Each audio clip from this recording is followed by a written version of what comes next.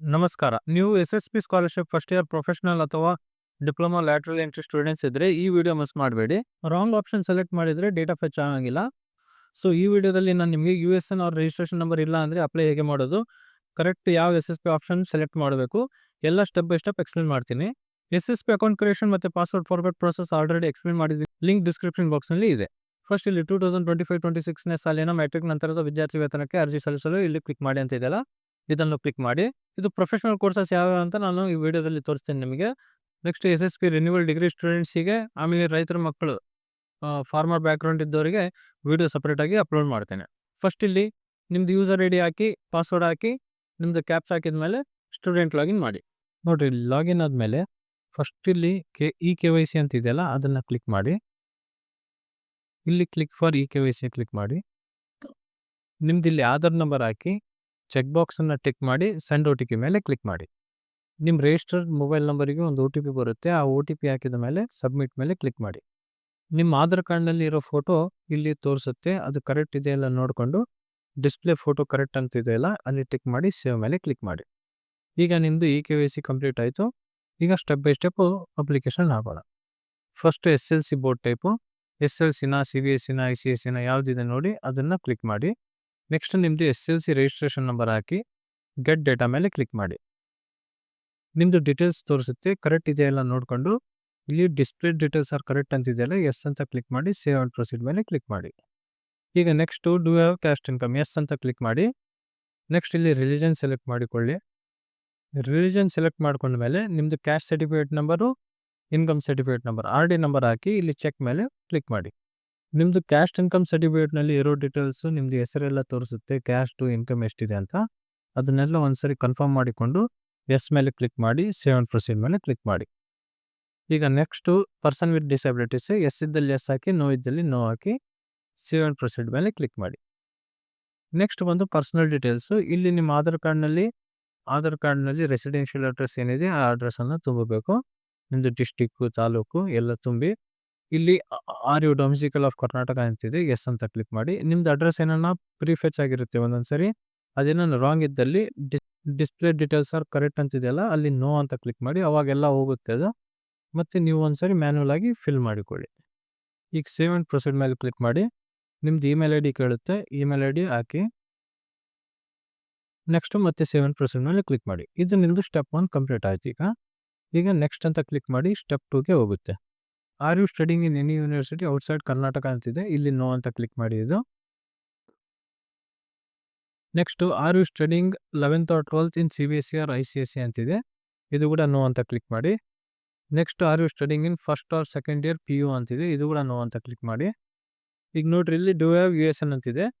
ಇಲ್ಲಿ ಭಾಳಷ್ಟು ಕಾಲೇಜಸ್ನಲ್ಲಿ ಏನೋ ಯು-ಎಸ್-ಎನ್ ಕೊಟ್ಟಿದ್ರು ಕೂಡ ಅಪ್ಡೇಟ್ ಇಲ್ಲ ಅಂತ ತೋರಿಸುತ್ತೆ. ಹಾಗಾಗಿ ಇಲ್ಲಿ ಎಸ್ ಅಂತ ಕ್ಲಿಕ್ ಮಾಡಬೇಡಿ, ಇಲ್ಲಿ ನೋ ಅಂತ ಕ್ಲಿಕ್ ಮಾಡಿ. Next are you studying in the first year of any professional course ಅಂತಿದೆ. ಇಲ್ಲಿ ನಿಮ್ಮದು ಪ್ರೊಫೆಷನಲ್ ಕೋರ್ಸ್ ಯಾವುದಂತ ಗೊತ್ತು ಮಾಡ್ಕೊಳಕ್ಕೆ ಪ್ರೊಫೆಷನಲ್ ಕೋರ್ಸ್ ಲಿಸ್ಟ್ ಅಂತಿದೆಯಲ್ಲ ಅದ್ರ ಮೇಲೆ ಕ್ಲಿಕ್ ಮಾಡಿ. ಇಲ್ಲಿ ನೋಡ್ರಿ, ಎಲ್ಲ ಕೋರ್ಸಸ್ ಯಾವ್ಯಾವ ಪ್ರೊಫೆಷನಲ್ ಕೋರ್ಸಸ್ ಇದ್ದಾವೆ ಇಲ್ಲಿ ಲಿಸ್ಟ್ ಆಗಿದ್ದಾವೆ. ಇದರಲ್ಲಿ ಬಿ-ಇ ಇದೆ, MBA ಇದೆ, ಡಿಪ್ಲೊಮಾ ಲ್ಯಾಟ್ರಲ್ ಎಂಟ್ರಿ ಇದೆ, MBBS ಇದೆ, M-Tech ಇದೆ, ಎಲ್ಲ ಇದಾವೆ ನೋಡ್ರಿ. ನಿಮ್ದು ಯಾವ್ದು ಕೋರ್ಸ್ ಇದೆ ನೋಡ್ಕೊಂಡು ನೀವು ಪ್ರೊಫೆಷನಲ್ ಕೋರ್ಸಿಗೆ ಎಲಿಜಿಬಲ್ ಇದ್ದರೆ ಇಲ್ಲಿ ಎಸ್ ಅಂತ ಕ್ಲಿಕ್ ಮಾಡಿ. ಈಗ ನೆಕ್ಸ್ಟು ಮೋಡ್ ಆಫ್ ಅಡ್ಮಿಷನ್ನು, ನೀವು ಅಡ್ಮಿಷನ್ ಥ್ರೂ ಕಾಮೆಡ್ಗೆ, CET ಆ ಥರ ಇದ್ದರೆ, ಆಮೇಲೆ ಮ್ಯಾನೇಜ್ಮೆಂಟ್ ಇದ್ದರೆ, ಯಾವುದಿದೆ ನಿಮ್ಮದು ನೋಡ್ರಿ ಆ ಮೋಡ್ ಆಫ್ ಅಡ್ಮಿಷನ್ ಅದನ್ನು ಸೆಲೆಕ್ಟ್ ಮಾಡಿ. ಇಲ್ಲಿ select counselling authority or agency ಇದೆಯಲ್ಲ, ನಮ್ಮದು ಇಲ್ಲಿ CET ಇದೆ, ಹಾಗಾಗಿ KA, ನೀಟ್ ಇದ್ರೆ ನೀಟ್ ಮಾಡಿರಿ, ಕಾಮೆಡ್ಗೆ ಇದ್ದರೆ ಕಾಮೆಡ್ಗೆ ಮಾಡಿರಿ. ನೆಕ್ಸ್ಟು ಕೌನ್ಸಿಲಿಂಗ್ ಡೇಟಾ, ಇಲ್ಲಿ ನಿಮ್ಮದು UG ಇದೆನಾ PG ಇದೆನಾ ಅದು ಸೆಲೆಕ್ಟ್ ಮಾಡಿಕೊಂಡು ನೆಕ್ಸ್ಟ್ ನಿಮ್ಮದು ಕೌನ್ಸಿಲಿಂಗ್ ನಂಬರ್ ಬಂದು ನಿಮ್ಮದು ಅಡ್ಮಿಷನ್ ಆರ್ಡರ್ ಕಾಪಿ ಇರುತ್ತಲ್ಲ ಅದರಲ್ಲಿ ನಿಮ್ಮದು ಕೌನ್ಸಿಲಿಂಗ್ ನಂಬರ್ ಇರುತ್ತೆ, ಆ ಕೌನ್ಸಿಲಿಂಗ್ ನಂಬರ್ ಇಲ್ಲಿ ಹಾಕಬೇಕಾಗುತ್ತೆ. ನೆಕ್ಸ್ಟು ಕೌನ್ಸಿಲಿಂಗ್ ಅಡ್ಮಿಷನ್ ಇಯರ್, ನಿಮ್ದು ಯಾವ ಇಯರ್ನಲ್ಲಿ ಅಡ್ಮಿಷನ್ ಆಗಿದೆ ಅಂದರೆ ಇದೇ ವರ್ಷ ಇರುತ್ತೆ, ಹಾಗಾಗಿ 2025 ಅಂತ ಹಾಕಿ. ನೆಕ್ಸ್ಟು ಕೌನ್ಸಿಲಿಂಗ್ ಕೋರ್ಸು, ಇಲ್ಲಿ ಭಾಳ ಇಂಪಾರ್ಟೆಂಟು, ಇದು ನೋಡ್ರಿ ನಿಮ್ಮದು ಇಂಜಿನಿಯರಿಂಗಾ, ಡಿಪ್ಲೊಮಾ ಲ್ಯಾಟ್ರಲ್ ಎಂಟ್ರಿನಾ, MBAನ, ಯಾವ್ದು ನಿಮ್ಮದು ಕೋರ್ಸ್ ಇದೆ ಅದನ್ನು ಇಲ್ಲಿ ಸೆಲೆಕ್ಟ್ ಮಾಡಬೇಕಾಗುತ್ತೆ. ಡೈರೆಕ್ಟ್ PUC ಮೇಲೆ ಇಂಜಿನಿಯರಿಂಗ್ ಇದ್ದರೆ ಇಂಜಿನಿಯರಿಂಗ್ ಅಂತ ಸೆಲೆಕ್ಟ್ ಮಾಡಿ, ಡಿಪ್ಲೊಮಾ ಮೇಲೆ ಇಂಜಿನಿಯರಿಂಗ್ ಆದರೆ ಡಿಪ್ಲೊಮಾ ಲ್ಯಾಟ್ರಲ್ ಎಂಟ್ರಿ ಅಂತ ಸೆಲೆಕ್ಟ್ ಮಾಡಿ. ಮಾಡಿದ ಮೇಲೆ ಗೆಟ್ ಡೇಟಾ ಮೇಲೆ ಕ್ಲಿಕ್ ಮಾಡಿದ ತಕ್ಷಣ ನಿಮ್ಮದು ನೋಡ್ರಿ ಪ್ರೆಸೆಂಟ್ ಕಾಲೇಜ್ ಡೀಟೇಲ್ಸ್ ಎಲ್ಲ ತೋರಿಸುತ್ತೆ, ನಿಮ್ದು ಯಾವ ಕೋರ್ಸು ಯಾವ ಕಾಲೇಜ್ ಎಲ್ಲ ಒಂದ್ಸರಿ ಕನ್ಫರ್ಮ್ ಮಾಡಿಕೊಳ್ಳಿ.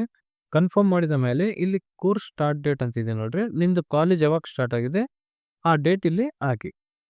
ಅದು ಹಾಕಿದ ಮೇಲೆ ಕೆಳಗೆ ಸ್ವಲ್ಪ ಸ್ಕ್ರಾಲ್ ಡೌನ್ ಮಾಡಿ, ಇಲ್ಲಿ ನೋಡ್ರಿ upload counselling admission order copy ಅಂತಿದೆಯಲ್ಲ, ಅಲ್ಲಿ ಚೂಸ್ ಫೈಲ್ ಅಂತ ಮಾಡಿ ನಿಮ್ದು ಅಡ್ಮಿಷನ್ ಆರ್ಡರ್ ಕಾಪಿ ಅಪ್ಲೋಡ್ ಮಾಡಬೇಕಾಗುತ್ತೆ.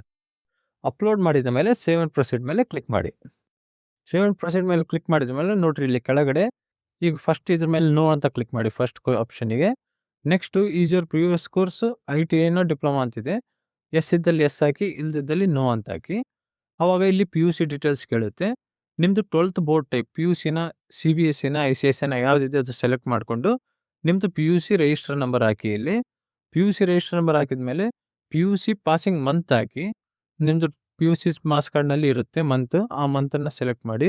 ನೆಕ್ಸ್ಟ್ PUC ಪಾಸಿಂಗ್ ಇಯರ್, ಯಾವ ಇಯರ್ನಲ್ಲಿ ಪಾಸಿಂಗ್ ಆಗಿರ್ತೀರಿ ಆ ಇಯರ್ ಹಾಕಿ ಗೆಟ್ ಡೇಟಾ ಮೇಲೆ ಕ್ಲಿಕ್ ಮಾಡಿ.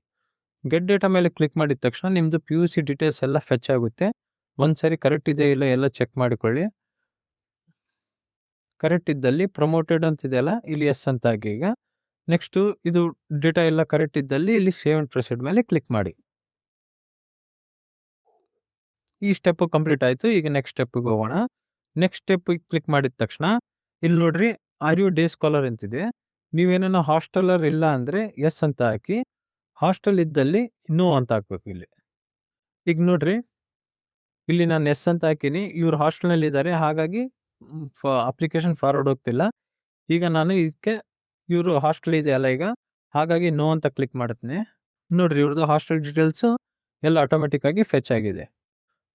ಎಲ್ಲ ಕರೆಕ್ಟ್ ಇದ್ದಲ್ಲಿ ಡಿಸ್ಪ್ಲೇಡ್ ಕರೆಕ್ಟ್ ಡೀಟೇಲ್ಸ್ ಅಂತಿದೆಯಲ್ಲ ಎಸ್ ಅಂತ ಕ್ಲಿಕ್ ಮಾಡಿ ಸೇವ್ ಮೇಲೆ ಕ್ಲಿಕ್ ಮಾಡಿ. ಈ ಸ್ಟೇಜ್ ಕೂಡ ಕಂಪ್ಲೀಟ್ ಆಯ್ತು.